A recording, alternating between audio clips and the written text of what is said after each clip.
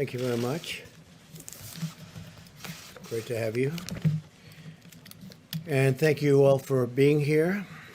My administration is taking new action to ensure that America has the medical resources and equipment needed to fight the global pandemic. It's been a brutal pandemic for over 150 countries all over the world. We've had great success over the last month.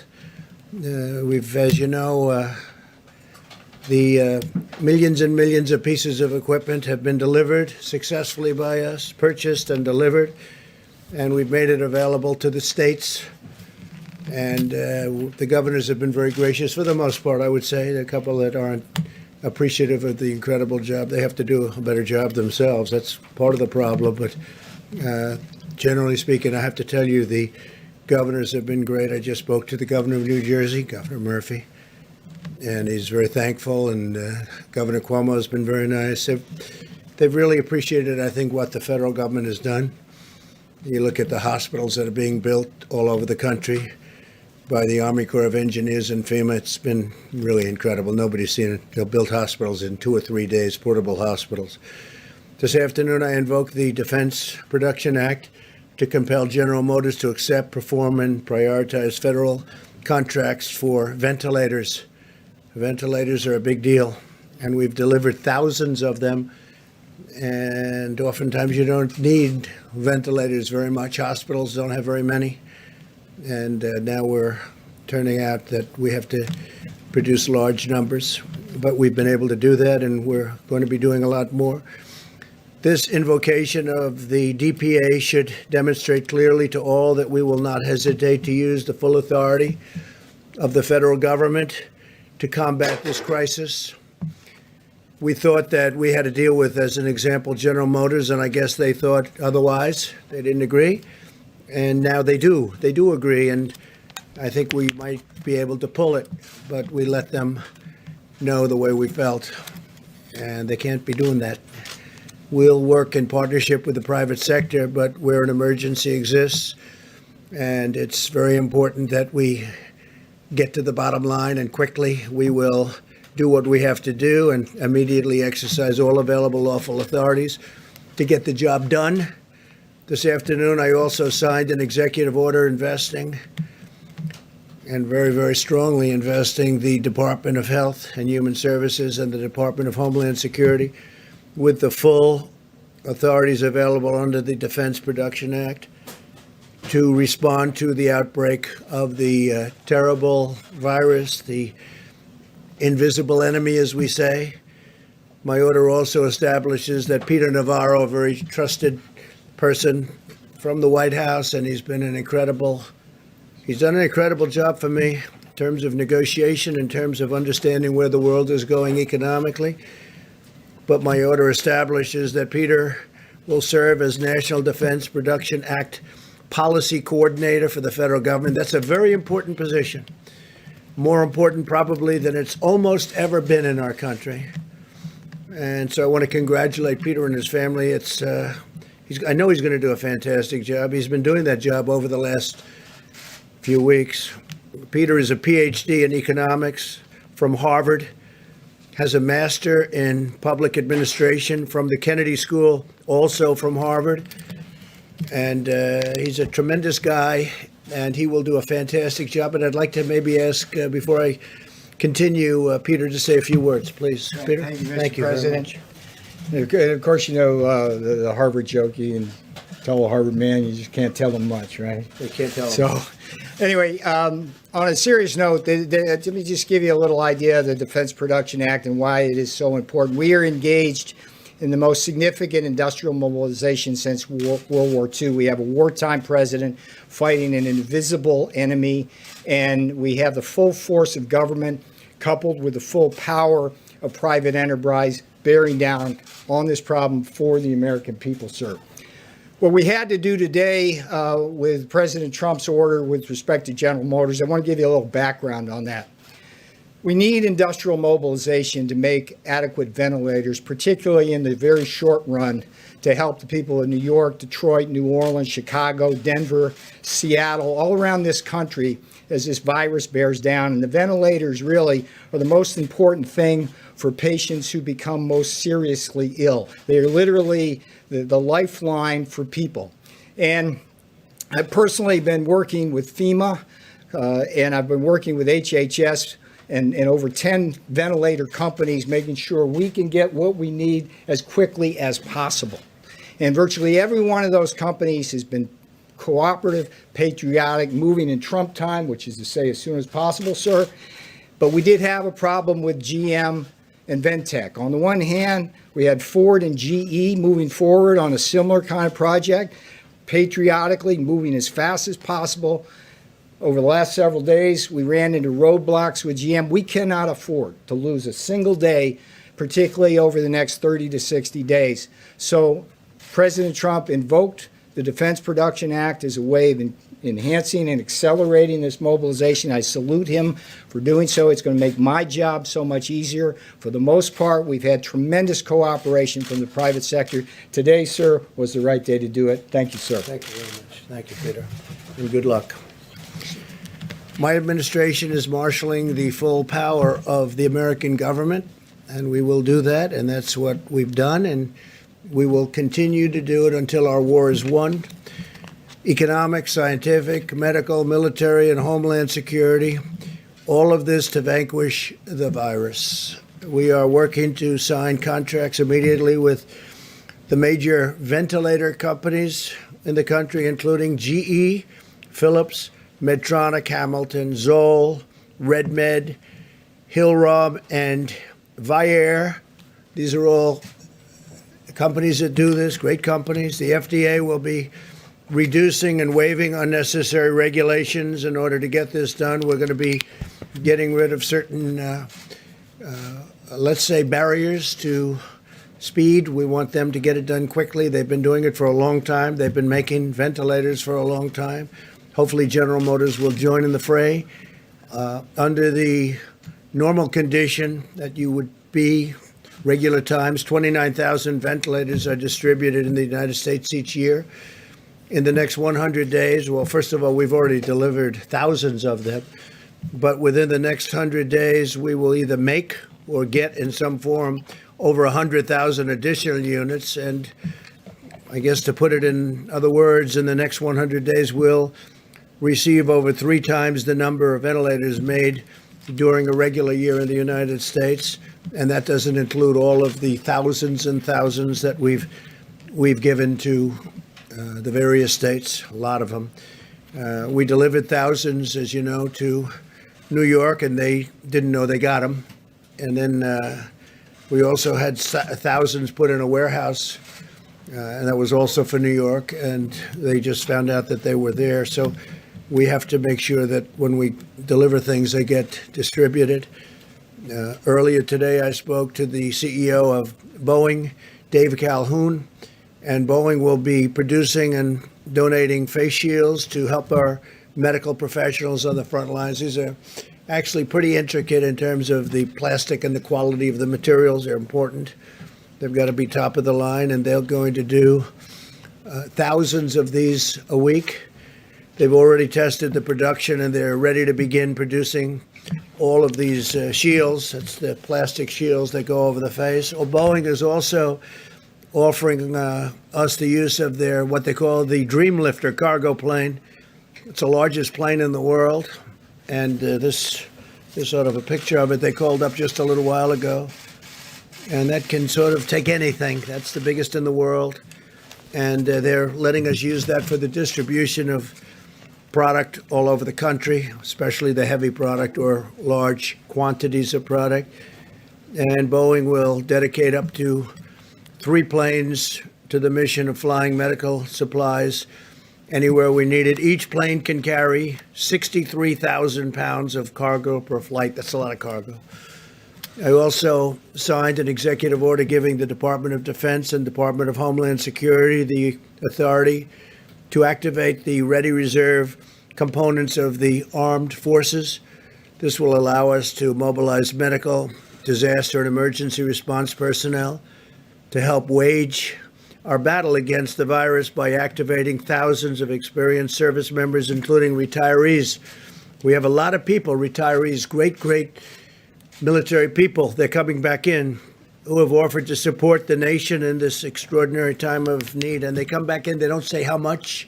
They don't say, what are we getting paid? They just want to come back in. It's really an incredible thing to see. It's beautiful.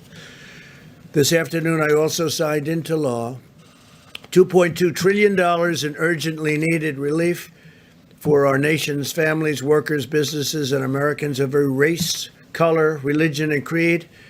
And the 2.2 trillion goes to 6.2 trillion, depending on need. So it's the largest bill ever signed, and not just emergency relief, but of any kind. We've never signed a bill of that magnitude. And, incredibly, it was 96-0 in the Senate, and it was essentially the same thing in Congress. They did it very quickly. In the House, they did it very, very quickly. So if you look at Congress, what they've been able to do, the House was voice vote, I guess they would call it, and something like that rarely takes place, and 96-0 in the Senate for the largest bill in the history of our country. That's pretty good. And I want to thank Republicans. I want to thank Democrats for coming together for the whole of the nation. And this is a great thing, a great victory. This is going to save companies that are incredible companies, but that are going to need some help because of what happened. A month ago, they were outstanding. They were having the best year they ever had. And then we got hit. And so we'll help them out. It's thousands and millions of jobs. It's millions of jobs.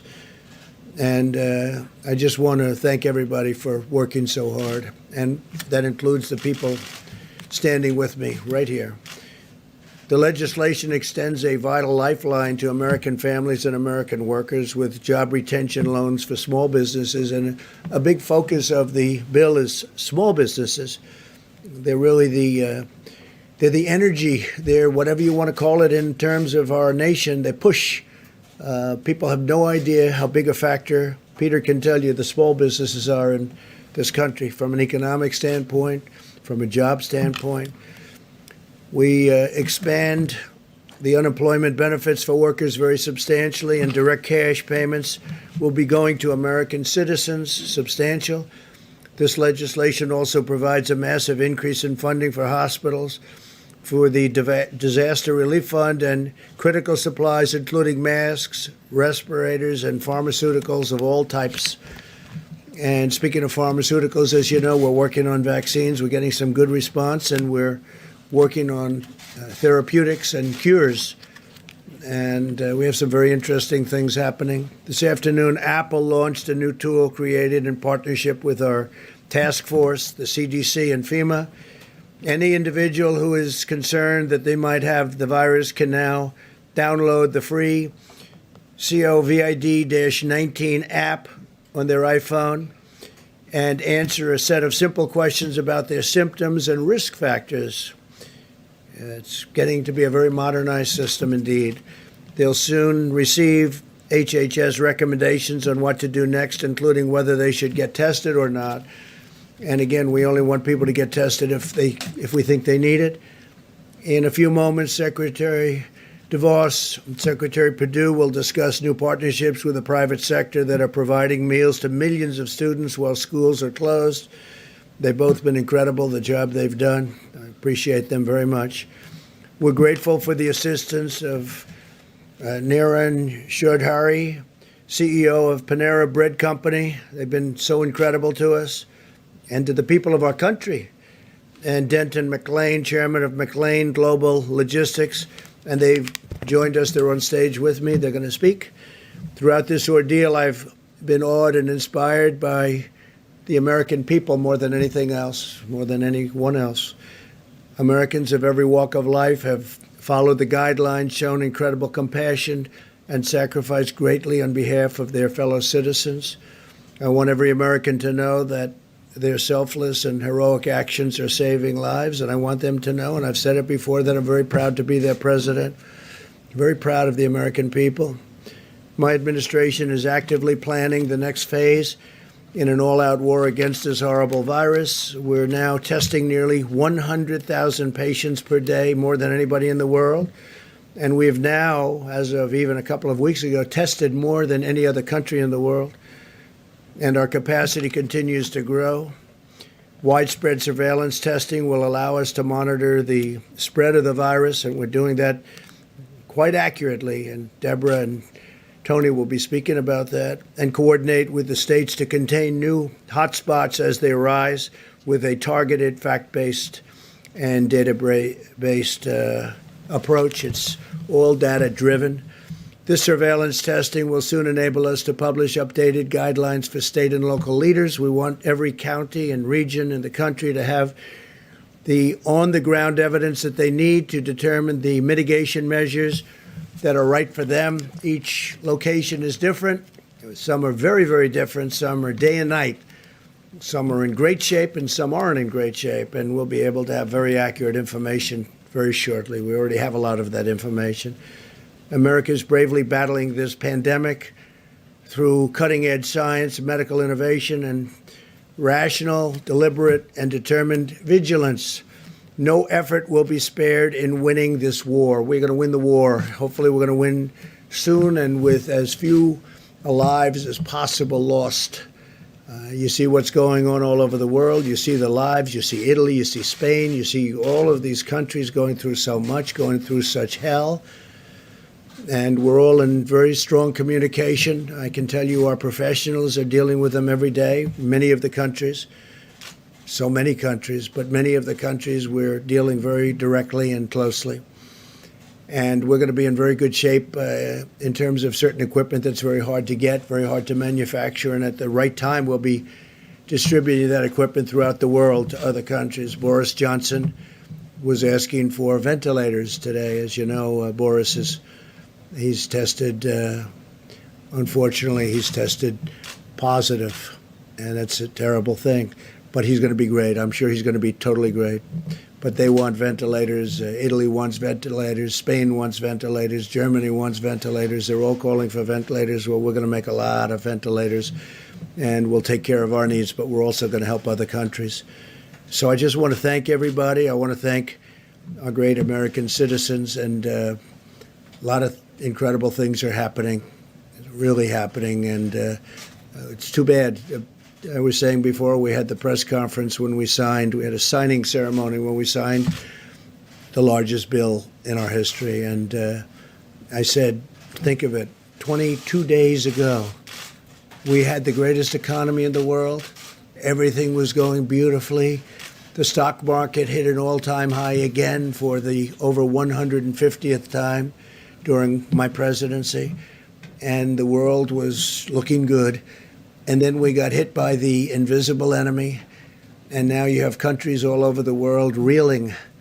But we're winning it, and we'll be bigger and better and stronger than we were even before. And we will also have apparatus in place that works. We won't have broken systems. We'll have incredible systems. So if this should happen again, and hopefully it won't, but if a thing like this should happen again, we'll be able to handle it very much more easily. So with that, I'll take a few questions. Steve, please. Tell us a little bit about these negotiations with General Motors. What were they reluctant to do, or was it a debate over cost or profits? Well, it got to be a debate over cost, and we don't want to think too much about cost when we're talking about this. This is not cost.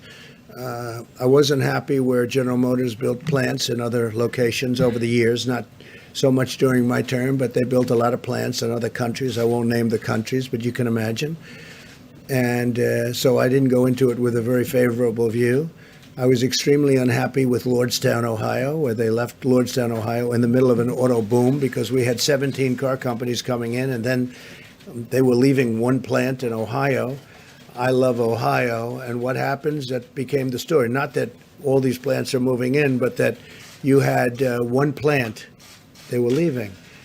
And frankly, I think that would be a good place to build the ventilators, but we'll see. We'll see how that all works out. But so I wasn't too thrilled. And then we thought we had a deal for 40,000 ventilators, and all of a sudden it became 6, and then price became a big object. But Peter Navarro is going to handle that, and Peter will do a very good job. We'll see. Maybe they'll change their tune, but we didn't want to play games with them. Yeah, Mr. President, two questions for you. One on state quarantines and the other one on the search for a treatment. The first one, over the last 24 hours, governors in multiple states, including Florida, Rhode Island, have issued quarantine orders for travelers coming from other quarantine states. orders? Quarantine orders, yeah. And they are intercepting people on highways, at airports. They say this is at the recommendation of your administration. Is that true? And if so, why doesn't your Well, I think I'm administration going to just... let Tony speak to that a little bit later, but we're being very strong on quarantine. We're being very strong on people not leaving, especially certain states, and going to other states where they have less of a problem. I mean, you're hearing constantly about people leaving New York and going down to Florida. And New York obviously is a hot spot. And that's why we're building all those hospitals in New York and all those medical centers in New York. So we'll let Tony answer that. But specifically, you have to understand, we're not playing games.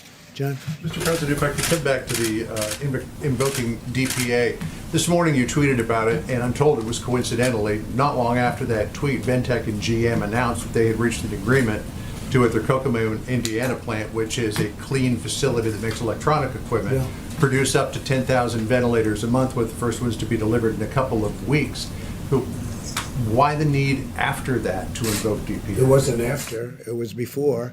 And we just were not getting there with General Motors. We weren't getting there. We were getting there with a lot of other companies, and we have the people that are doing it for me in the room right here. And we can talk to you later about it. But we have to get these people on board. We're not looking to get into a big deal on price. We're not looking to be ripped off on price. We don't want prices to be double, triple what they should be. So General Motors, we'll see what happens. But now they're talking. But they weren't talking the right way at the beginning, and that was not right to the country. If I could just follow on that, Mr. President. Last night you told Sean Hannity you didn't think that there was a need for 30 or 40,000 ventilators, yet today you basically federalized General Motors to produce tens of thousands. Well, I Did think something there's a change? very good chance we won't need that many. And I think, frankly, there's a great chance that we're not going to need that many. But you know what? There are a lot of other people that are going to need them. We have countries all over the world that are friends of ours, and we will help those countries. We're in a position to do things that other countries can't. So we have sort of an interesting position. We can make them because we're going to be making over 100,000 pretty quickly. So we can make them. And if we don't need them, John, that's okay, because we can help Italy and we can help UK, Boris Johnson specifically. I mean, when I say, how are you feeling? And the first thing Boris said to me is, we need ventilators. So surplus will be Oh, sold absolutely. We're not going to be keeping her. All over the world, they want them, and we're in a position to make them, and other countries aren't. Okay? Mr. President, if I first can follow up on that, Governor Cuomo had said 30 to 40,000 ventilators is what he needed. He based that on the experts that were advising him. What are you basing your assessment that he doesn't need that many on? Well, if you look, and I think you can ask that question best of Deborah, but I think their estimates are high. I hope they're high. They could be extremely high. We're doing even hospitals based on pretty high estimates. You know, I'm doing them anyway. And as I told John, if we do not need them, that would be wonderful. We can help a lot of great people all over the world. We can help them live. But I think his estimates are going to be very high. We're going to see. Don't forget, we sent thousands of ventilators to New York, and they didn't know they got them. Then we sent thousands of ventilators to New York. They have a warehouse, a New York warehouse in Edison, New Jersey, which is an interesting thing. And we sent them to Edison, New Jersey. They were in the warehouse, ready to go, and New York never took them. So they knew they were there. So we have to get people lined up. But we've given them, and I'm not blaming New York. Look, this is something that's of a magnitude that nobody's ever seen before. But I'll tell you what, the federal government's done a hell of a job. So we sent thousands of ventilators to New York, and they didn't know about it at the time they were complaining. Thousands. We had 2,000, and then 2,000, and then 4,000, and they were going there in large numbers. And then before that, we sent many thousands. We want to have so many that we do have more than we need, because we can send them to other great countries, other countries that have been our friends, and they'll never be able to do it themselves. Yeah, please. Some of the governors are not appreciative of what the federal government's done, and you've suggested that some of these governors are not doing everything they need to do, like that these governors are at fault. Can you be specific? What more in this time of Well, I think we've done a national great emergency job for the governors? state of Washington, and I think the governor, who's a failed presidential candidate, as you know, he leveled out at zero in the polls. He's constantly chirping, and I guess complaining would be a nice way of saying it. We're building hospitals. We've done a great job for the state of Washington. Michigan, all she does is she has no idea what's going on, and all she does is say, oh, it's the federal government's fault. And we've taken such great care of Michigan. You know the care we've taken of New Jersey. I think if you ask Governor Murphy of New Jersey, how are we doing? I think he'd say great. I think. He's a Democrat. Governor Cuomo has really said we're really doing a great job. And I saw the news conference where he was thanking the people from FEMA, the people from Army Corps of Engineers this morning. I mean, they built a hospital like in 3.5 days. And it's a big hospital in the Javits Center. And they're building medical facilities in different parts of New York. And Governor Cuomo's been appreciative. But, you know, a couple of people aren't. We have done a hell of a job. The federal government has really stepped up. What I'm asking is, what more specifically do you want the governor of Washington? All I want them to do, very simple. I want them to be appreciative. I don't want them to say things that aren't true. I want them to be appreciative. We've done a great job. And I'm not talking about me. I'm talking about Mike Pence, the task force. I'm talking about FEMA, the Army Corps of Engineers. There's no country in the world could have done what the Army Corps of Engineers has done and is doing. Now they're going in and building they're going into hotels and renovating hotels. That should be for governors to do. That should be for states to do. We have the Army Corps of Engineers so teed up and so stocked up, and they're really psyched, and they're incredible. And there's no games with these people. They're in there screaming, get it done, get it done. There's not like sitting around taking it easy. These are workers. These are incredible people. So I think the Army Corps of Engineers, when somebody, for political reasons, wants to blame, I view that as blaming these incredible people. Nobody's ever seen it. I don't know if you've been to the Javits Center. Now, I've seen it. I would love to go there, but with all that we're doing, we will be tomorrow at the hospital boat. We have this incredible hospital boat. It was supposed to be ready in 3.5 weeks because it's under maintenance, a big maintenance contract. We were able to get it done quickly. We were able to stock it up to the top, and it's leaving tomorrow at 2 o'clock. It's leaving Virginia. It'll be in New York on Monday, weeks ahead of schedule. I think even the media, I think the media and governors should appreciate it. And I have to say, the media's been pretty good, and the governors have been really good, except for a couple. And with them, it's just political. How's Trump doing? Oh, well, I don't know. Let's blame. Because we have done a job the likes of which nobody's seen. So it's the words they're saying that you're concerned about. I think they should be appreciative, because you know what? When they're not appreciative to me, they're not appreciative to the Army Corps, they're not appreciative to FEMA. It's not right. These people are incredible. They're working 24 hours a day. Mike Pence, I don't think he sleeps anymore.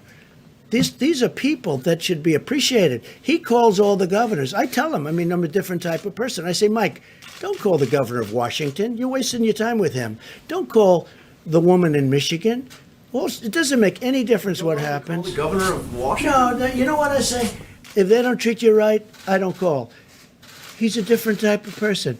He'll call quietly anyway, okay? But he's done a great job. He should be appreciated for the job he's done. Yes, ma'am. Given that older Americans are advised to stay at home and avoid travel, is it absolutely necessary for you to go to Norfolk, Virginia tomorrow to wave goodbye to the ship? No, but I have spirit for the country. We have sailors, we have doctors on that ship, we have everything. I'm not going to be jumping around in a huddle.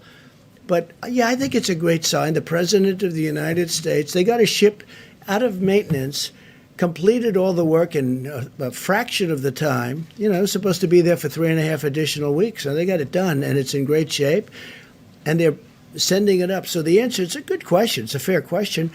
I just feel that as the leader of our country, when they can do work like they've done, and they've been working all day, all night, medical supplies, everything, loading up that ship, I don't think it's the worst thing in the world. It's right down the road practically, right, Virginia.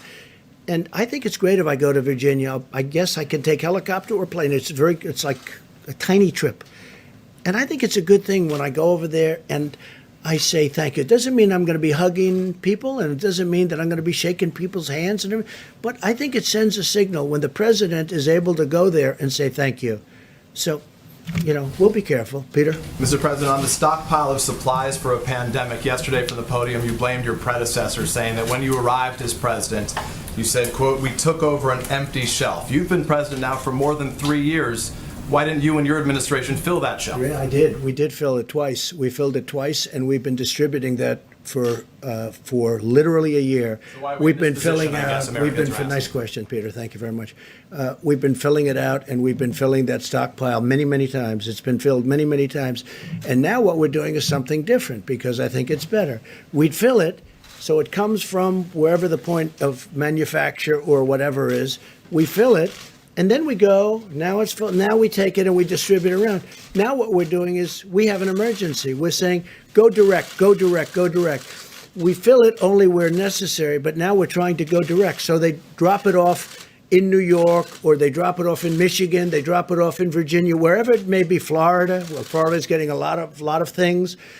And we're finding it's a much better system.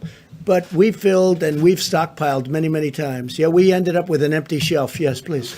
You spoke to Chinese President Xi yesterday. What did he tell you in terms of data that he's going to share and Yeah. how they got the number of cases to go down? So I had a great conversation with the president of China last night, pretty late in the night. It was fascinating to me. You know, they have it's a different kind of a world. It's a different form of government, to put it mildly. We talked for a long time. We talked for at least an hour, I guess. And one of the things I was asking him is, when did you notice that this was happening? We talked about the whole concept, how it happened, when it happened, what was the most effective use? I mean, was it the fact that, was distance the best thing? We talked about everything. And he's gotten and developed, because they're ahead of us from the standpoint of time. It happened there actually long before it happened here. By the way, would have happened here a lot sooner had we not kept those people out, the Chinese people coming over to the country, had we not kept them out. But we talked about it because he's had additional experience of having been much earlier. And he's developed some incredible theories, and all of that information is coming over here. A lot of it's already come. The data, we call it data. And we're going to learn a lot from what the Chinese went through. Our relationship with China is very good. We also talked about the trade agreement, but I must tell you, this whole invisible enemy has taken over the world. Nobody cares about trade. Nobody cares about anything. You want to talk about trade, they immediately get back to this. So we really did. We talked about trade. They're starting to buy very heavily from the farmers under the agreement, under the trade deal that we just signed.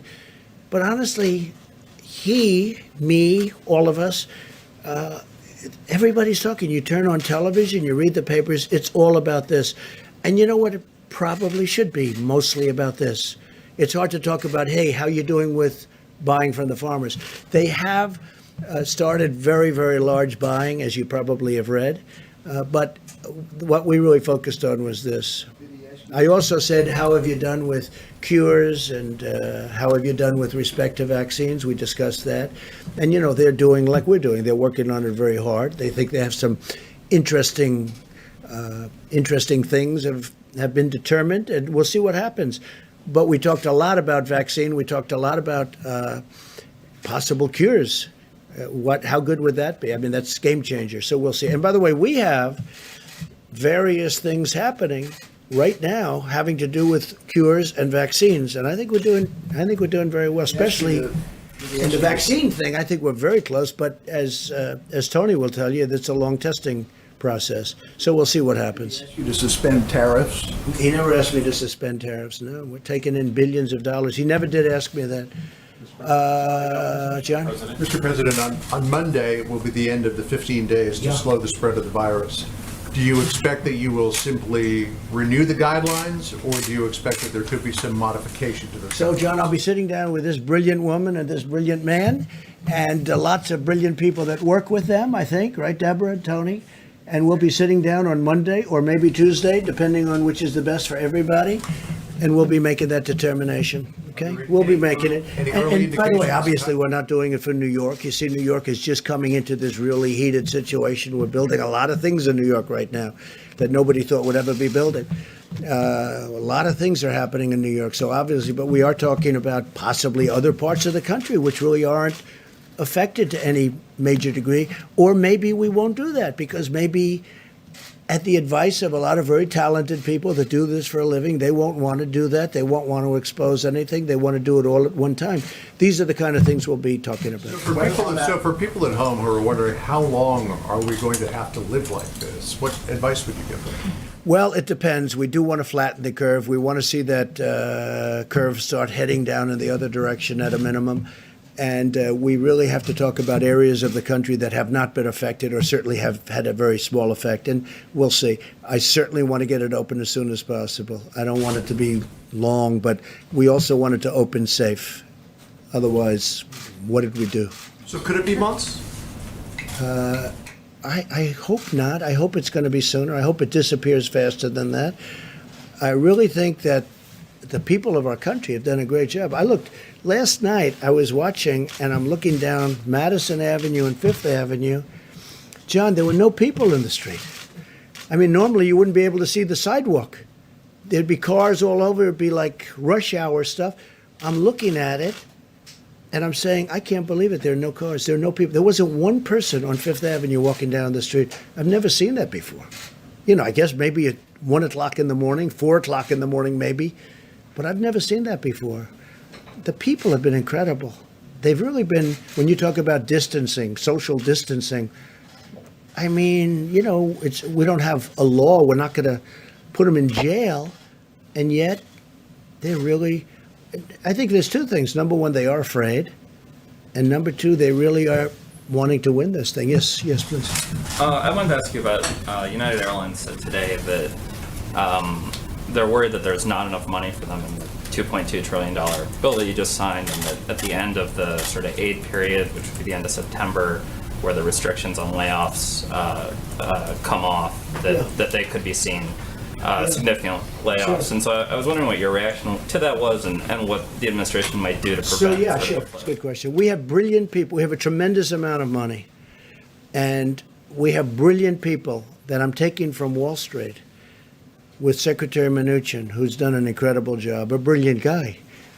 I'm taking from Wall Street. People that I've known, that you all know, the top people in the world. They don't want money. They don't want, I mean, will they get something? I guess maybe they'll get, who knows, peanuts, what they want compared to what they would normally get. I'm taking the smartest, the most brilliant people in the world in finance, and they're going to be dealing.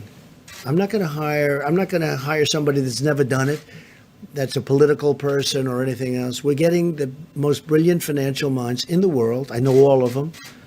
You know all of them. I mean, you read about all of them. I guess some you don't read about, and they're probably the smartest of them all. But the fact is, we're taking these brilliant people, and they'll be dealing with United, and they want to help. Look, the airline business, I'll tell you right now, the airline business has always been a tough business. It's always been a very tough business, tough to make money with. It's got every barrier you can have, that business has. But for our country, it's very important. We have to take care of our country. We need the airlines to stay. It's also big for jobs. So we will be able to handle United, and we'll be able to handle Delta, and we'll be able to handle all of it. We have plenty of money. Now, will we end up owning large chunks, depending on what these great geniuses decide, along with the executives of the different companies? You know, it's possible. And they'll make a better deal on the loan, but the taxpayer will then end up owning a big chunk of companies. As an example, Boeing. Boeing, until a year ago, was the greatest company, I think, in the world by far. There wasn't anything close. I believe it was 1% of GDP, okay? Think of it. One company, 1% of GDP. It was flawless. Then it had the problems, and then it had on top of it this whole thing with the virus. So Boeing will probably need a hand, and we're going to bring Boeing back to health. But we have the smartest people in the world. We have the smartest, I don't even know if you know that. I think this could be the first time you've heard it. People like Larry Fink we're talking to, and that's BlackRock. And we have, you know, the smartest people. And they all want to do it. They all, I mean, this to them, they love this country. They all want to do it. So we're speaking to people like that, and they'll be able to work it out. I guess my question is, there's probably a tension between bringing companies back to economic health and protecting people's jobs. And I'm wondering if you're going to intervene and ask Treasury Secretary. No, I think they're the Mnuchin same thing. I mean, you know, bringing people back to health and protecting people's jobs. To me, and I'm okay at this stuff, that's the same thing. I'm in a much different position as president than if I were an investor or something. But I want to bring them back to health because I want to preserve their jobs, but I also want to preserve airlines because that's preserving lots of other jobs. That's preserving the travel and leisure industry, which is perhaps the largest industry in our country if you add it all up. You add up all the hotels and all the traveling and all the planes and everything else, probably by far the largest industry in our country. So saving the airlines is very important. And the airlines were all doing well. You know, the airlines were doing record business a month before this today, let's say. Even 22 days to be exact, right? When we first started seeing some real signs of problems. They were at record levels. Last year, they had a record year, the biggest in the history of the airlines. Everybody was doing well. I mean, I was presiding over the most successful economy in the history of the world. And now we're going to have to rebuild it. And I think we're going to have an absolute incredible fourth quarter. You know, maybe it's slightly after that, to be honest. But it's going to be in that time period. As soon as we get rid of this, I think we're going to have an explosion upward. It's going to be incredible. Please. Mr. President, Florida Governor Ron DeSantis has issued some of the fewest restrictions in the country, yet Florida has the highest percentage of elderly in the country. That's true. Do you believe Governor DeSantis is handling this well? Do you have I do, confidence? because he's a very talented guy. He's a very good governor. Everyone loves him. He's doing a fantastic job for Florida. He was not happy with the people coming down from New York. You know, they're flying down from New York, and he had a state and has a state with, you know, obviously a lot less problems. Florida's been doing really well in the sense of testing. The testing has shown much better results. I mean, they'll talk to you about that later. But no, he was very unhappy with the people coming down from New York, and I understand that. No, Ron's a very tough guy. He's a great governor, and I have tremendous confidence in him. And, you know, he had the beach situation. He resolved that. He will get it all resolved. Yeah, please. I have two questions, Mr. President. First, yesterday in your letter to the governors, you said that you want to categorize certain counties of high risk, medium risk, and low risk. Practically speaking, how are you going to enforce that? How can you stop people from You have high to go risk, louder. for example? You have to speak louder. Sorry. How are you going to stop people from going from high risk areas to low risk areas?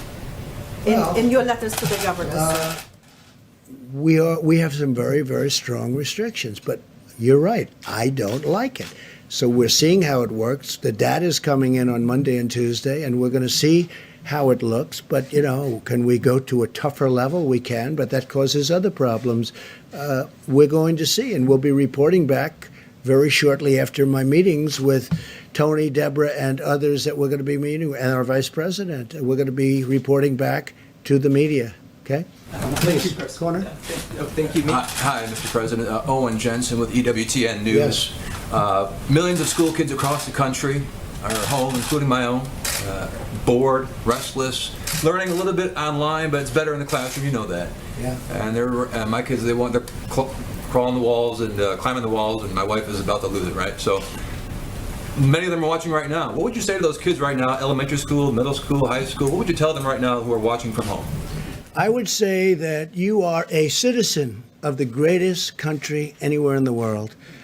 And we were attacked like nothing that's happened possibly since 1917, many, many years ago. We were attacked. And we're winning the battle, and we're going to win the war. And it's not going to take, hopefully, that much longer. But we have to win the war. And I would say that they have a duty to sit back, watch, behave, wash their hands, stay in the apartment with mom and dad. They look like they're lucky to have you as a father. And just learn from it. But, you know, the young people have been tremendous. Some of them are very happy not to go to school. You understand that. Perhaps yours, perhaps not. But we have literally had no problem. But again, they should just sit back and be very proud of our country because we're doing it for them. You know, ultimately, we're doing it for them more than anything else, if you think about it. The other thing that's nice, and the one thing that has come out, and I learned this, again, it was reaffirmed by President Xi last night in my conversation. The young people are really, it's an incredible phenomenon, but they are successfully attacked, to a much lesser extent by this pandemic, by this disease. this, whatever they want to call it. You can call it a germ, you can call it a flu, you can call it a virus. You know, you can call it many different names. I'm not sure anybody even knows what it is. But the children do very well. It's almost the younger they are, the better they do. I guess the immune system is, sadly for some of us, their immune system is stronger. But actually, I'm very happy about that. But they have been attacked, for instance, the Spanish flu. And if you look at the H1N1, the swine, if you take a look at the swine flu, which was, as you know, not so long ago, that attacked very strongly young children, kids, middle-aged people, everyone. Age is a factor here, so your children should be in good shape. But just tell them to be very proud of the country, okay? Just to follow up real quickly, when does the risk become an acceptable one to allow people to go back to their lives? Maybe Well, we're Dr. going to make that Fauci- determination. And you're going to have something to do with that. And look, we're going to be guided also. You have some real strong feelings. The media, I'll tell you what, the media generally, I mean, I've impressed, a lot of the media has been fair. I'm not used to fair treatment in the media. I don't know. I don't know how to handle it. But the media has really been, overall, I think the media has been pretty fair. Some not. I mean, I could tell you who, but what's the point? But the media has really been fair. I mean, they view this as that we're all in a problem together and we're going to win. We're going to win. Please. Yes, thank you, President Trump. New York is currently the epicenter of the outbreak in the U.S. with about half of the cases. Yeah. Yesterday, Kellyanne Conway laid a lot of the blame for that on the mayor, pointing out that he told people to go about life as normal and he resisted closing schools and businesses. I'm wondering if you agree, and also if I could ask you your thoughts on the stimulus bill preventing aid to your businesses. Do you think that's fair, and what are your thoughts on that? Well, that's not happening. I mean, I think they wrote us out, and that's all right. But that's not happening. As far as the mayor of New York, I'll be honest, I didn't know him well. He and I are obviously opposite persuasions, and we would go at it, but we didn't, I don't know if we ever spoke other than to maybe say hello a couple of times. I did down at the Memorial, World Trade Center Memorial once a long time ago. So I've spoken to him a lot, Mayor de Blasio, and we've really had incredibly productive discussions. I've gotten him a lot of people. We've gotten him a medical center. He's asked for, at Elmhurst, I know Elmhurst Hospital very well. I mean, that was an area of Queens that I grew up in. And boy, you talk about an epicenter. That's really the epicenter of the epicenter. That's really something. We talked about it because that was, very close to where I grew up. And knowing it, being so familiar with it, it's incredible to see where they have the trucks. I don't have to go into great detail, the refrigerated trucks coming up, and I've never seen anything like it. I've spoken with Mayor de Blasio a lot in the last week. We've helped him, I think, a lot. And I've really gotten to like him. I get along with him very well. Now, he wants us to do certain things, and we've produced. I mean, today I spoke to him with the Secretary of Defense, Esper, and we had a great conversation, and we're helping him get some of the things he needs. I don't have to go into great detail, but he's very happy about what we were able to do for him today. And he's like us. He's working very hard. But I can't say anything bad about Mayor de Blasio. I mean, my relationship with him over the last couple of weeks has been excellent, and we've done a good job for him too. Yeah. Confirm the governors, please. There's been a lot of talk about ventilators and PPE and that kind of thing, but what about hospital capacity? And are you, prepared for the stories So that we're are doing going that. to Great come? question. We're increasing capacities. Hospitals can't. Right. We're actually adding on through the Army Corps of Engineers. This is a big job, and we're doing it in many states, not just New York and California. By the way, Gavin Newsom's been terrific, I have to tell you, the governor of California. We're getting along really well. We're working hard for him. As you know, the hospital ship, the other hospital ship, and they are incredible, that just arrived in Los Angeles, fully stocked. But Gavin Newsom has been really good, and so many of the governors have been good. And these are governors that I've been fighting with about different things for a long time, the forest fires in his case, and the border, and all sorts of things. And here we are, getting along very well. So, and I appreciate his nice words. I really do. I really appreciate it. And the people with me appreciate it.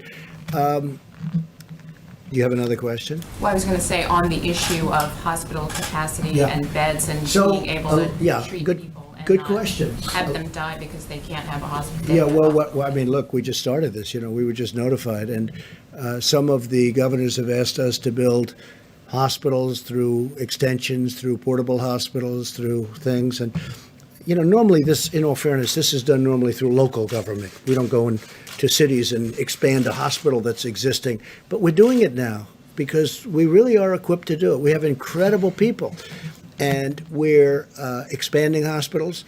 We're building many portable hospitals, not only Javits Center, where you have 4, plus you have 4 medical centers, but we're doing it in New Jersey, Governor Murphy. We're doing it in other states. We're doing it in California.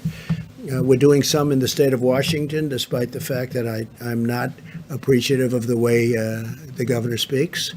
We're doing it in a lot of different locations, and we're doing a lot of expansions. We're also taking over buildings, and the city will go in, or the state usually will go in, take over a building, and we go in and equip it and make it so that it's now hospital functioning. They call it hospital functioning.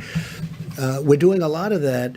Again, this is normally done by governors and then give it to the city to do. You bring it into the point. But we're doing a lot of that, and they're doing a great job, mostly done by the Army Corps of Engineers and FEMA. Couple questions on those governors. You and your team obviously have had classified briefings on the pandemic, I assume, for a while now. Were the governors included in those briefings that you would have got in January and February? When did you warn the governors, as you would have had the information first? Yeah, well, they say I had classified briefings a long time ago, which wasn't true. But we've had briefings, and as I know it, the governors have also had many briefings by the federal government. To tell them this thing was coming. This was a. Oh, I think we knew. I think we knew for a while. But if you take a look, I was the first one to say respect for China. I will tell you that. But I was the first one when they had the problem to say you can't come in. And if you go back, that's a long time ago. So if I can follow up, Mr. President, on this question of ventilators, I understand you have a question whether or not New York needs as much as they want. Governor Cuomo is saying 21 days from now. Here's what we're going to have. Are you ready? We're going to have more than we're manufacturing a lot of them now. We're accumulating a lot. We're taking a lot through the act. We're taking a lot. We're actually taking them. And we're going to have, in a very short period of time, and Peter's doing it along with some very talented people, some really talented people. It's very impressive, actually. But we're actually taking a lot. We're going to have plenty. And if for some reason, John, you're going to need even more, we're going to be prepared. As an example, we've given out thousands and thousands, which I think you'll know. We accumulated thousands. We give them out. But we right now, I think in the stockpile, we have over 10,000. The reason we don't want to distribute that is for exactly what you're saying. If there's a mad rush in New York, or maybe in Louisiana, or maybe someplace else, we don't want to have given out all of those units, the ventilators, and then in those sections, we give them to Iowa, but they didn't have a problem in Iowa. We give them to Idaho. We give them to lots of different places. And now we have to try and get them back, which is never easy to do. Here's my question. No, John, what I'm saying is this. We are prepared for things that nobody has any idea that would be prepared. And you know what? When I took this over, it was an empty box. We didn't have testing. We didn't have anything. We had a broken system there. We had a broken system with stuff. You go long before that. But in all fairness to all of the former presidents, none of them ever thought a thing like this could happen. But we have right now 10,000 ventilators in stockpile. We are ready to go with those ventilators. What we don't want is where we distribute the ventilators like we did in New York and they didn't need them or they didn't know or they didn't use them. If we need them in New York, we're going to have plenty. Now, we're getting a lot of ventilators in the next short period of time. A lot of ventilators are coming in the next short period of time. We're manufacturing. We went to all of the companies. I read their names. We went to all of those companies. They are going to go, I would say, round the clock, Peter. Is that right? They're going round the clock. Is 100 days fast enough? Like you said, is that fast enough to get 100,000? Because some of these people Let's put it need this 3 way. weeks. Let's put it this way. We've distributed thousands and thousands already. Normally, these would be bought by states, just so you understand. Normally, these would be bought by governors. They were, I don't want to say unprepared, but nobody was prepared for this. What we've done, nobody can even imagine. And by the way, I've had governors tell me, including Democrat governors, They said, we can't believe you've been able to do this. And you go to other countries, and we're not only competing against states, because we don't want to compete against states. We've had a couple of cases where states were buying, we were buying, and I said specifically, because I heard about it, pull back, let the state buy it. Immediately, the price goes way down, and they end up buying it. But we're also competing against many countries, because many countries need the ventilators. That's why I want to build more, if possible. John, maybe we'll take one more question. The question I was building up to is, are you able to guarantee, to assure these states, these hospitals, that everybody who needs a ventilator will get a ventilator? So here's what I'll tell you. I think we're in really good shape. This is a pandemic, the likes of which nobody's seen before. I think we're in great shape. I think that, number one, we've distributed, ventilators is a big deal. We've distributed vast numbers of ventilators, and we're prepared to do vast numbers. I think we're in great shape. I hope that's the case. I hope that we're going to have leftovers so we can help other people, other countries. Everybody who needs one will be able to get a ventilator. Look, don't be a cutie pie, okay? You know, everyone who needs one. Nobody's ever done what we've done. Nobody's done anything like we've been able to do. And everything I took over was a mess. It was a broken country in so many ways other than this. We had a bad testing system. We had a bad stockpile system. We had nothing in the stockpile system. So I wouldn't tell me what like being a wise guy. Go ahead. Mr. President, you signed a bill today the size of which could choke an entire herd of horses. And before you even had a chance to put pen to paper, people were already talking about the need for phase 4. Yeah. Do you see a need for phase 4, and where do you think the priorities would lie? There may be something where we're going to help states, because the states have been hurt very badly. And the beautiful thing about our country is 6.2 trillion, because it is 2.2 plus 4. It's $6.2 trillion. And we can handle that easily because of who we are, what we are. It's our money. We are the ones. It's our currency. We can handle it, and we can handle. I watched Jerome Powell the other day, and he did a good job. He said, "We'll do whatever we have to do." John, we have to do whatever we have to do. Where do you see the priorities being? The priority is life and safety, and then the economy. Life and safety. Does the Easter goal stick? It seems like earlier in the week you said we love Easter, but now it seems like it could be longer. A lot of things We're can. heading into a long weekend. Yeah. What do you tell those folks who think they're going to have to wait this out for a while? I tell them, if it's your life, then it's your safety. And if we need more time, they're not going to have a problem waiting it out. It's life, it's safety, and it's our country. But we have to take care of people. At the same time, we want to get them out. They want to get out. Our country was built on that. But we have to make sure it's safe, and everyone knows that. Okay. Organization as recently as today, and your own health officials have said that any treatments that we use for coronavirus should be scientifically demonstrated to be effective. But at the same time, you've said that chloroquine, as an example, could be used as a cure very soon. So is the WHO and your health officials wrong on this point? Are they? So hydroxychloroquine, which is supposed to be the better of the two, seems to have some good backing. We're going to see. Look, Governor Cuomo, we've given him 10,000 units. It's a lot. And they're testing it. It's a malaria drug. It's also a drug for arthritis. But it's phenomenal for those two things, as you probably know, especially for malaria. But we're going to find out soon. I hope it works. There are signs that it could be doing well. They are testing 10,000 units. It's a lot. And I tell you what, I want to thank the FDA because they approved it immediately. Based on the fact that it was already out for a different purpose, they approved it immediately. So, look, hydroxychloroquine is a very powerful drug for certain things, and it's a very successful drug. There's reason to believe that it could be successful here. Now, the reason I disagree with you, and I think Tony would disagree with me, but the reason I disagree with you is that we have a pandemic.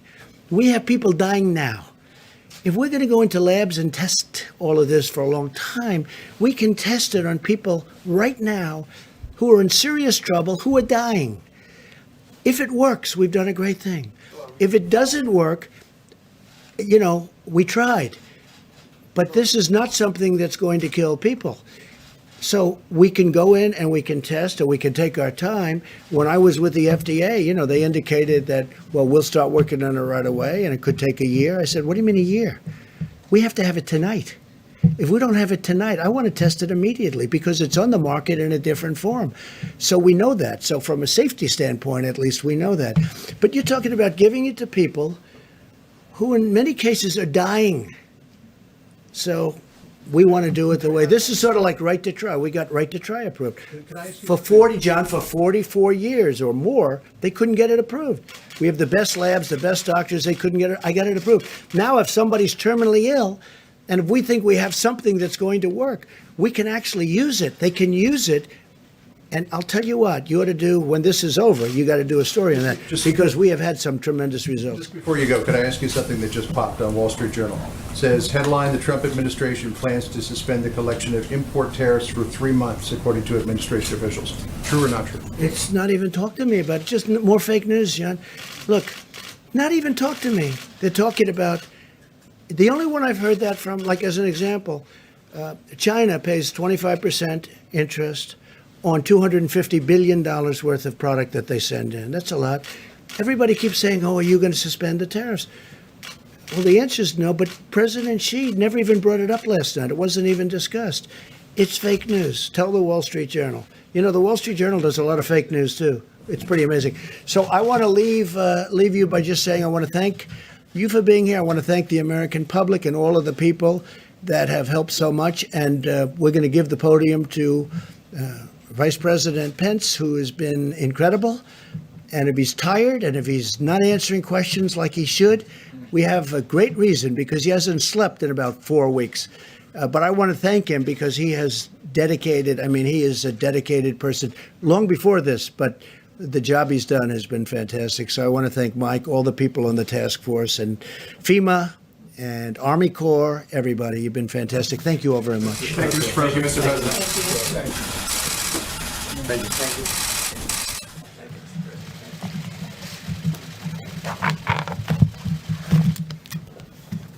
Well, good evening, everyone, and thank you, Mr. President.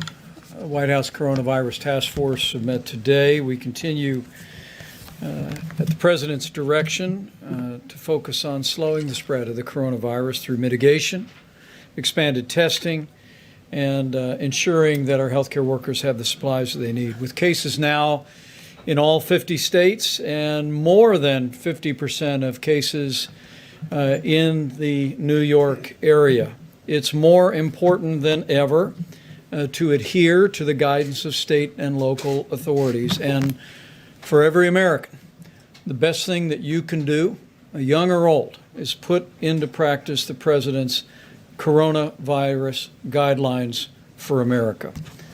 It is the way that each of us can do our part.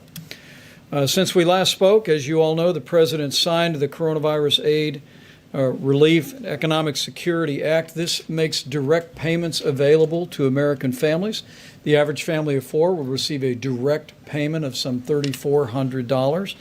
It also covers payroll for small businesses across the country for a period of several months, so that even if the business is closed, they can continue to have a loan which will be completely forgiven if they keep their whole team on the payroll. There's support for critical industries, for hospitals, and for states as well.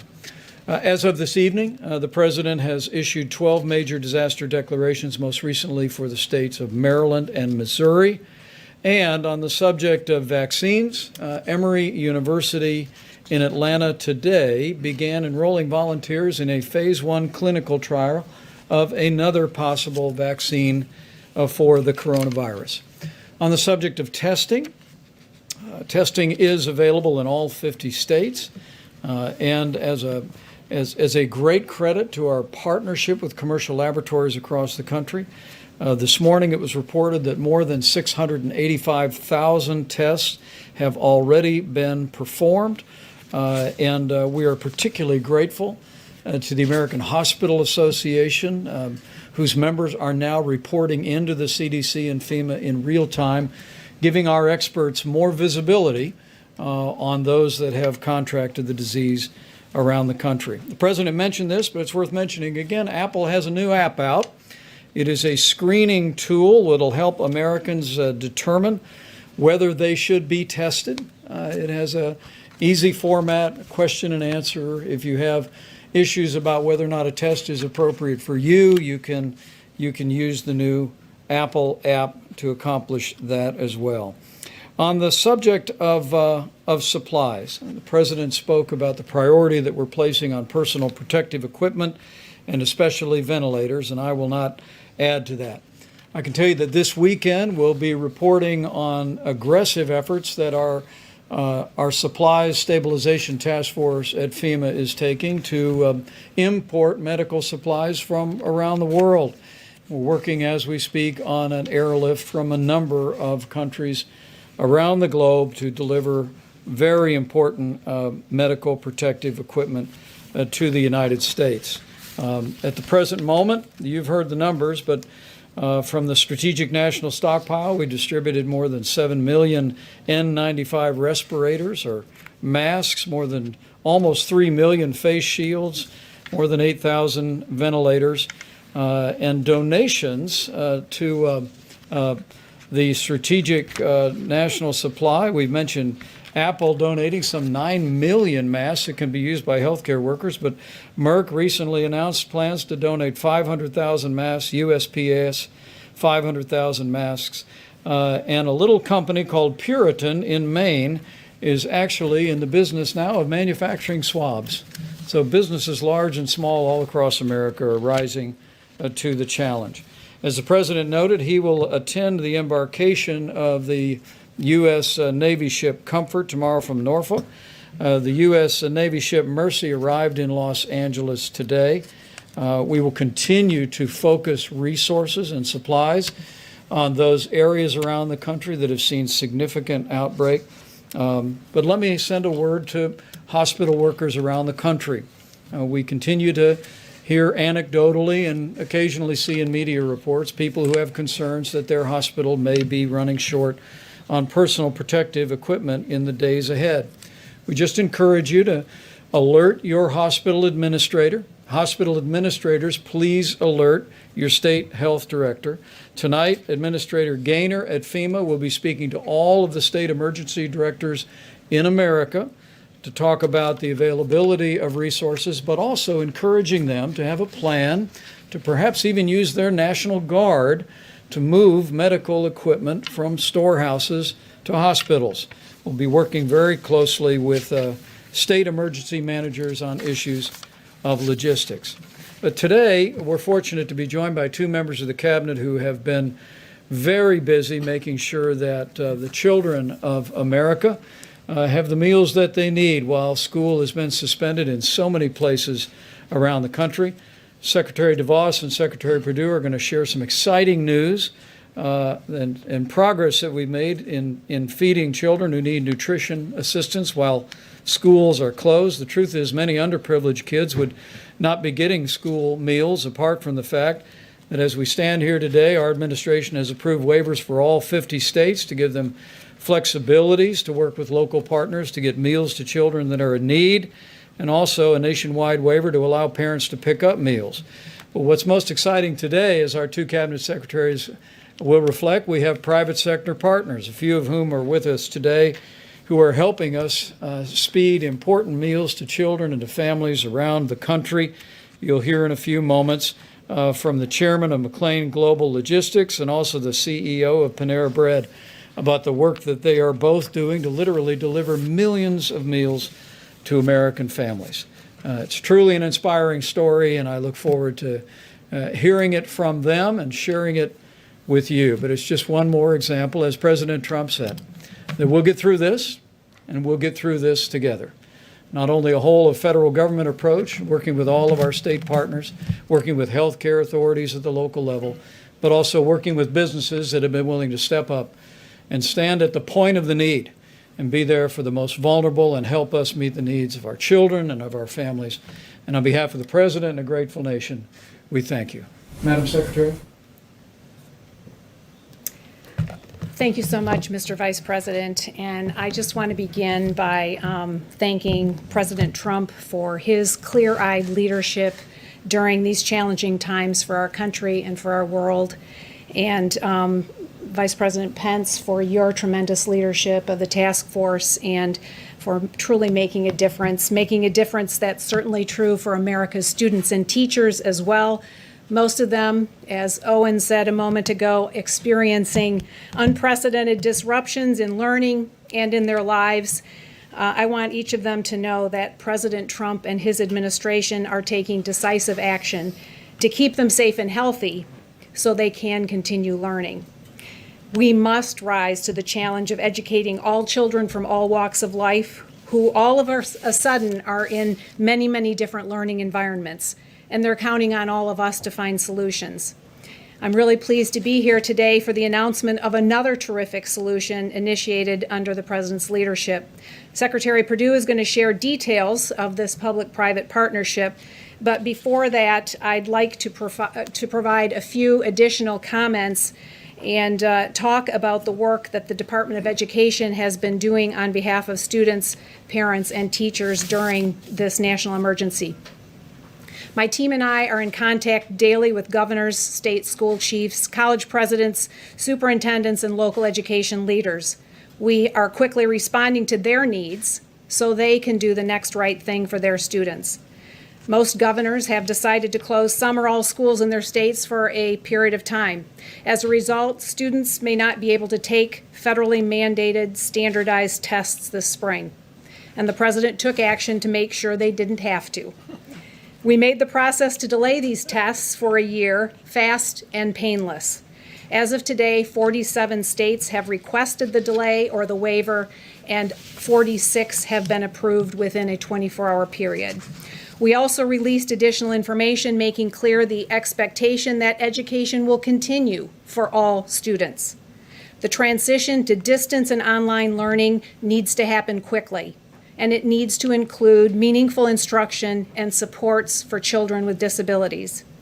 Learning should not stop or be denied because schools fear federal regulators or fear doing something different.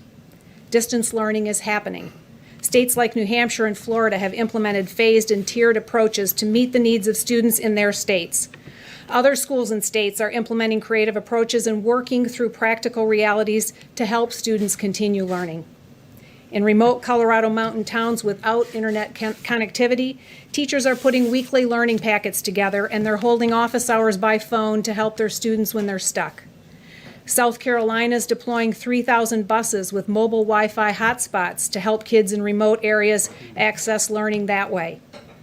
This national emergency gives all of us an opportunity to come together to educate all students out of principle. It's simply not an acceptable option to educate none of them out of fear. So we stand ready to assist educators and their students. We're compiling all of the tools we have produced, along with the great resources that states are offering to help keep learning going. There are already many existing online learning platforms, and many states were already offering a robust menu of courses virtually. We will be adding that information to our website on an ongoing basis, and that site is ed.gov/coronavirus. We're using every tool possible to extend flexibility to states and communities. This includes funding flexibility. Where we don't have the latitude, we're working with Congress on solutions. One area is providing direct financial support to students, families, and teachers. We will propose Congress provide microgrants to help students continue to learn. These would be focused toward the most disadvantaged students in our states or communities where their school system has simply shut down.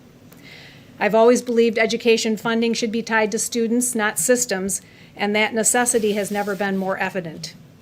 We'll also support microgrants to teachers to help them pivot to supporting all of their students in a different environment than they've been used to.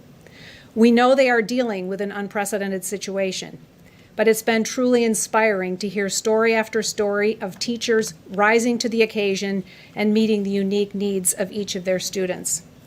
Ultimately, we know everyone's grappling with the challenge of keeping students safe and healthy while also building capacity for remote learning. It's an important moment to realize that learning can and does happen anywhere and everywhere. I think of the Texas dad who started a daily webinar interviewing friends and acquaintances in wildly different careers and helping students understand what it takes to work in that chosen career. Or the history teacher in Virginia who connects with his students through a live stream every morning. I think of the art teacher in Tennessee who's broadcasting her lessons over social media, or of Second Lady Karen Pence, who prepares packages of art materials and projects for her students to pick up with their school lunches. Or the principal in Alabama, who's going online daily, giving morning announcements, leading the Pledge of Allegiance, and a moment of silence. And I think of the many schools that have distributed laptops and tablets to students who don't have them so they can continue learning over video conference, and the ones that just don't have that option currently, like the remote Colorado towns. Joy Hoffmeister, the school chief in Oklahoma, may have put this best. She told me, "School isn't a building. It's students, teachers, and families working together to advance learning." She's right, and that's our shared mission. Let me also touch very briefly on how we're supporting students pursuing higher education. At the beginning of this outbreak, we immediately gave institutions of higher education regulatory flexibility so learning could go online, and it did. In many cases, it was a seamless transition, and learning continues. And we're continuing to cut federal bureaucracy and let schools rise to meet this challenge. We've vastly improved distance learning policies, which are working quickly to enact for traditional higher education. Shorter-term programs and apprenticeships also need to grow and thrive, and as the President has so effectively championed, workers need these options as they look to come back stronger than ever from these momentary setbacks. The President promised to defeat this invisible enemy and keep our economy strong. He took immediate action and provided student loan relief to tens of millions of borrowers. We set all federally held student loans to 0% interest rates and deferred payments for 60 days. Now, with the CARES Act that he signed just earlier today, Mr. President, those actions will extend to 6 months. We hope these actions and others we've taken for those who've become delinquent on payments or have had other issues with their student loan payments will help alleviate the financial burden and anxiety students and their families are feeling during these tough times. These are tough times, but we, the people, are tougher. So in closing, let me offer just a few words of encouragement. To our students, your educations can and should continue. Learning can happen anywhere, and we will help make sure it does. We believe in you. To our teachers, we will support you and help you. You are doing great work. Keep it up. And to every parent and family, we know these are challenging times, but it's in the face of great challenges that Americans have always risen to the occasion and embraced greatness. And I know we'll do that once again. I thank again the President and the Vice President for their leadership on behalf of America's students and on behalf of all of us. And now I'll turn to my friend Secretary Sonny Perdue to share more on how we're working together to help support student nutrition. Thank you very much, Mr. Vice President. While our dedicated educators are out there trying to continue to fill our kids with knowledge even when they're not in a school site, USDA is working very hard to continue to fill their tummies. You may know that many of these children receive breakfast and lunch at their school sites, and our federal government participates with our dedicated school nutritional and lunch professionals throughout the country, and we have issued waiver after waiver to make this flexibilities available for things that make sense when children cannot congregate in a singular location. That's one of the first waivers we issued, and when Congress gave us the authority to issue more, we are turning those waivers around in rapid speed, really less than 24 hours. So we're very fortunate that we've got a great team at our Food, Nutrition, Consumer Services team working 24/7 to make sure that our kids continue to be fed. It's a great partnership that's happening out there. I want to mention one other simple but very important point about another matter that your listeners and readers may be very interested in. That's the food supply chain. USDA obviously is intimately involved in the food supply chain. We've worked with all those producers, even the ones who provide equipment and and materials for our farmers and cattlemen and producers out there to make sure they have what they need. They're part of the critical and essential workforce there to continue. And the good news is those folks are staying on the job. Those who've grown it, those who are processing it, our inspectors who are grading it just the same way they always had, those folks who are delivering it, packing it, delivering it, stocking those shelves, and checking out those customers. That's the great news about our food supply chain. And it's a great American story. Mr. Vice President, under your leadership, the President's leadership, this is that whole of America approach. Federal government can't do it all, but we got great partners out there in the food supply chain, as well as our food nutrition services and our partners in our school nutrition services doing a great job to continue to get these meals to kids there. Two of our private sector partners are here with us today. I'd like for them to tell their story because it's a great story. Denton McLean with McLean Global here has partnered with Baylor Collaborative on Poverty and Hunger, along with PepsiCo, in order to pack 1 million meals a week to deliver to rural kids who might not can get to town to these drop-off sites where the other kids are picking up meals. And again, Niran Chaudhry of Panera Bread, Ceo of Panera Bread. Their company is also participating in Columbus, Ohio, with the Children Hunger Alliance there to deliver food meals that meet the regulations of USDA under flexible conditions there, to get food meals there. And Panera's looking to expand that to nationwide as well. So, Denton, why don't you come and tell us your story? Thank you very much.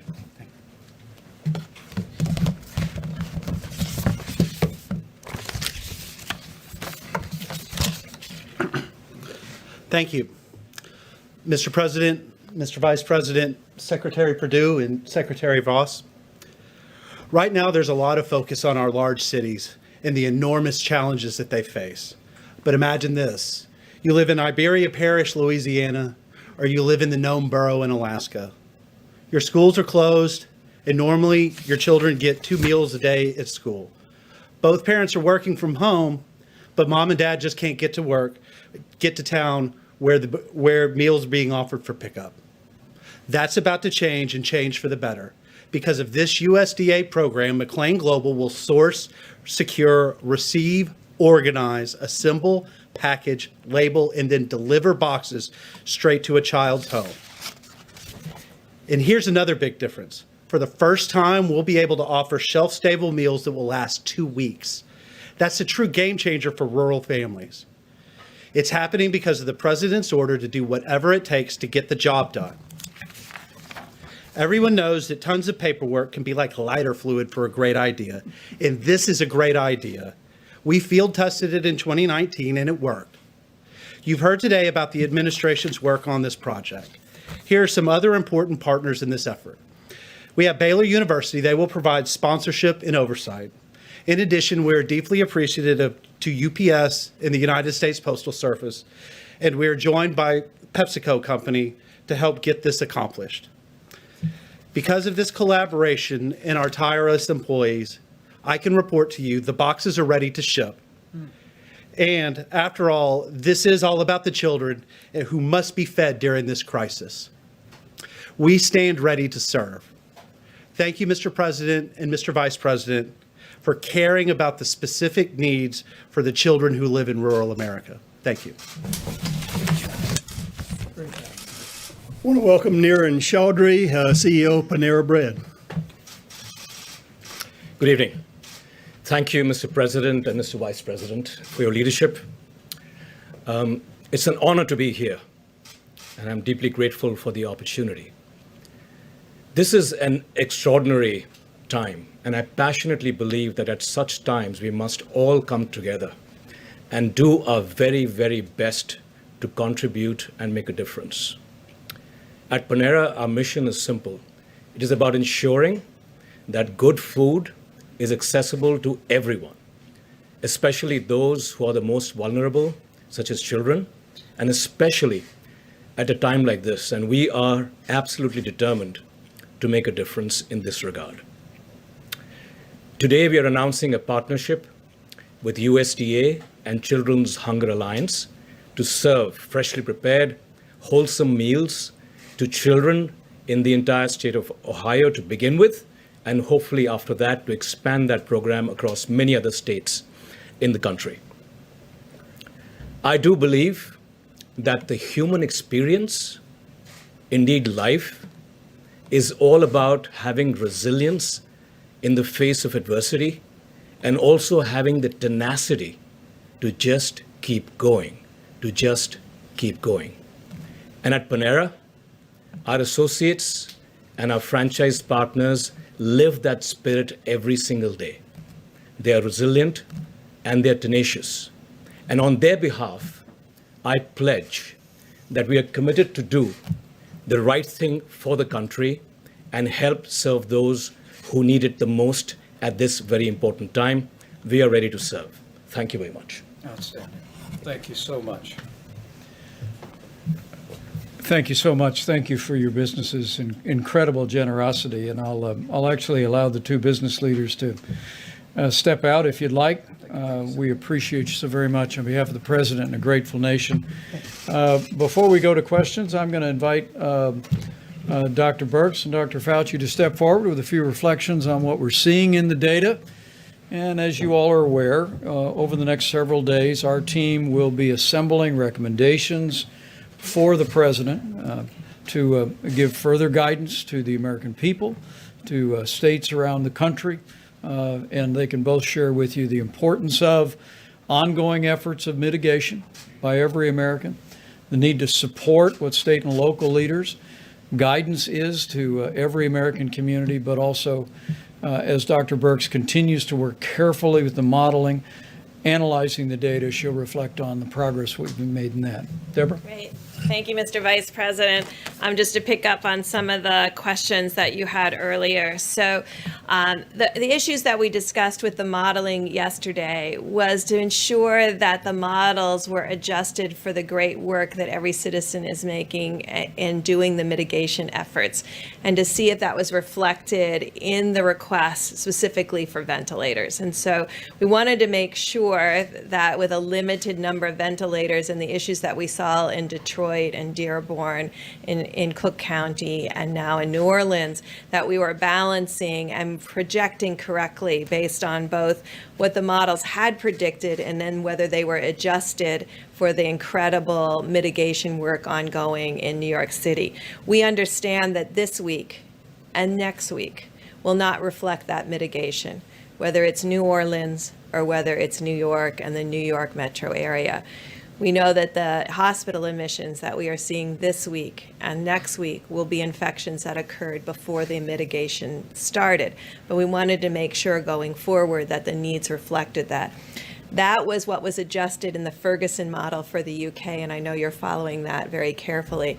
They believe strongly that the mitigation methods that were put into place that informed our mitigation methods. We all were working off of that same model, and I want to make it clear that those models, those flu models, have been incredibly helpful to really predict what would layering of these different mitigation methods, from social distancing to staying home if you're sick, to staying in that household, to quarantine everybody in the household if anyone is positive.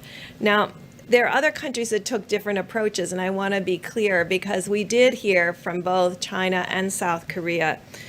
But it's always important that you adopt and adapt it to your community and the reality of your country. We do this around the world. You can't ever just take an off-the-shelf approach and then put it into action in your community. You have to understand your communities.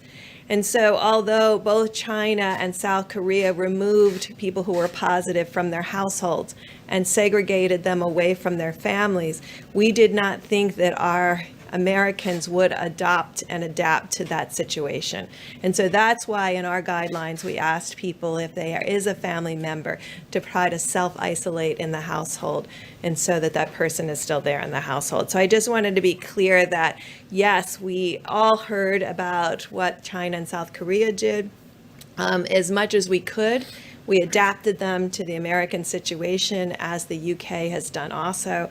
And we just wanted to make be really ensured that all of the requests for the stockpile reflected the great work that the American citizens were doing in each of these areas to ensure health. And then finally, there was a question about requiring quarantine. I want to make sure that everyone understood when we talked about New York residents who had gone to other places, it was for them to voluntarily self-isolate and take care of themselves because we felt like they could be exposed. And we really wanted to alert them that the rates in New York City were high and were increasing, and that they were probably exposed during some of the most exposure time period before the mitigation efforts went in. So this was really about a health of our New York citizens that then chose to go to other places, both to protect themselves and to protect others. So hopefully that's clear to everyone about those issues. We continue to look at the data every day. We really want to applaud the laboratory testing that is helping us. It will help us very much when we can get full surveillance up in many of our communities and surveillance around those most vulnerable, particularly in nursing homes and long-term care facilities, so that we can more rapidly test both the workers and the occupants in those communities. Thank you. Yeah, thank you very much, Mr. Vice President. Today, just a few hours ago, I had the opportunity to get on a telephone call with the people who are on the front lines, the people who are actually in the ICUs or in the hospitals from all of the areas that are being hardly hit, including New York. And I'm not a supply person. I'm a physician, a scientist, and I do vaccines and I do drugs, but I am a member of the task force, and I do take very seriously the responsibility that we have to those individuals to get them the material that they need. We've heard discussions about this, ventilators, personal protective equipment, masks, and things like that. They are doing an amazing job up there. And I just want to have a message to them, which I told them over the phone, that as a member of the task force with my colleagues here, we're going to do everything we can to make sure that they get everything they need at the time that they need that, because they are doing an amazing job up there, and I salute them. Thank you. Great. We'll take a few questions. John. Just a quick one to Dr. Burks. Yes, please. I asked you, I think it was about 8 or 9 days ago, about the data from all these tests, and you had suggested that there would soon be a website where we would see all the data. Are we closer to that? When do you expect that? Do you have any data to give us tonight? 'Cause as far as I can tell, this has not been publicly released yet. Yeah, no, thank you. I've learned as Tony has described, we've learned that when a community is educated, we all do better together. And so it's important to get that information out when we start talking about where the virus is, what the percent positives are, and really inform communities so that they can make decisions, so that people can take protective measures for themselves and for their families. And I find that it's important, yes, for us to have the data, but it's equally important for the state and local governments as well as the communities. We are still, because we worked very hard to get it into the first bill, but it was changed to state and local labs. And obviously 95% of all the tests are being done in the commercial labs. So in this recent bill that was just approved, it is mandated that all commercial labs need to report. And so you'll have that data when we get the data comprehensively from all the commercial labs. Well, it was passed today, so hopefully we'll expect it tomorrow.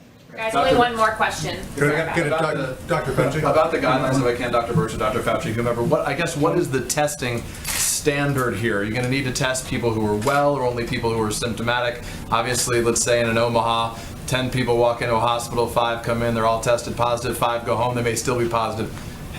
What is your standard in order to make these recommendations? So I'm glad you asked, because the important thing about testing, it only tells you if you're positive or negative that day. You could become positive the next day. And so testing should be used intentionally as a surveillance tool or a diagnostic tool. And I think what we're going to work on over the weekend is to weave together both a testing strategy for surveillance, which you have brought up in that key point, while maintaining a strong testing for diagnosis, because our first obligation is still to ensure that patients get diagnosed, both so that the personal protective equipment for those who are negative expensive, doesn't have to be utilized, but also to give those patients the opportunity to have optimal care. And I think Dr. Fauci mentioned this a few minutes ago. The things we have learned over the last just 3 months was a lot of information about how best to ventilate patients. I think that has been shared across communities and across clinicians around the globe. We never previously had an experience where a lot of people had to be ventilated prone. So this kind of information that has been shared has been critical to improve the survival of the patients that we have in the United States of America. And we really want to applaud the countries who've been giving all of us that information and sharing it across the clinical network. One quick thing to Dr. Fauci, if I could. Dr. Fauci, Sunday will mark 1 month since the first death from this new disease. I wanted to ask you a bit of a philosophical question. I've known you for 25 years.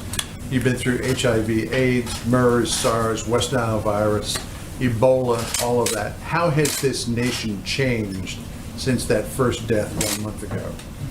Well, this is truly an unprecedented situation that we're going through. As you mentioned correctly, John, I have been through everything from the very beginning of the very uncertain days with HIV/AIDS. Cumulatively, if you look at what's happened with HIV/AIDS over the 38 years that we've had it, the burden and the suffering and the death has been enormous, historic. But it came over a period of time. There was the fight in the beginning. What we're seeing now in actual real time is something that's unprecedented. This is something that we have never seen before, at least in our generation. They've seen something maybe like this back 100 years ago. And we're really being challenged to not only learn in real time, to be able to respond in a way that is helpful and effective, but we're also in uncharted waters. And I think that's the thing that I find different, is that the waters are uncharted so that it isn't as if we have an example of how to do it. You know, we have an extraordinary confrontation on the health and the welfare of the globe, particularly, you know, for us here in the United States. So as somebody who's been through all of those outbreaks, this truly is unprecedented. So from the first day to now, the first death, we've been through something that no one has ever experienced in our generation. Let me say good evening to each one of you. I trust this was helpful. We'll continue to keep you informed. Over the course of the weekend, the President will be traveling to Norfolk for the embarkation of the U.S. Navy ship Comfort. Our task force will be meeting through the course of the weekend, and we'll be reviewing the data and preparing recommendations for the American people going forward. But thank you all for your time and attention. Secretary Perdue. It was thorough. Secretary Perdue.